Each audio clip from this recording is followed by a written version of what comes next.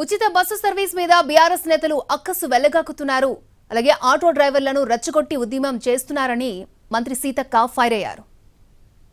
420 మీరు ఇచ్చినటువంటి హామీలు అమలు చేయకుండా 10 సంవత్సరాలు ఇష్టానుసారంగా గడీల పాలనను గల్లీ బిడ్డల మీద రుద్ది ఎంజాయ్ చేసింది మీరు.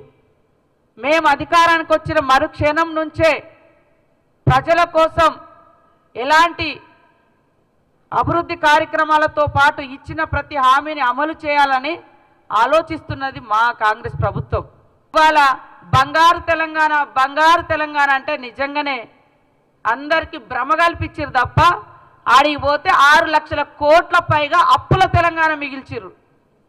ఖచ్చితంగా 420 ఏదైనా ఉంది అంటే ఈ దేశంలో KCR party, BRS party, BRS నాయకులు, కాంగ్రెస్ కాదు.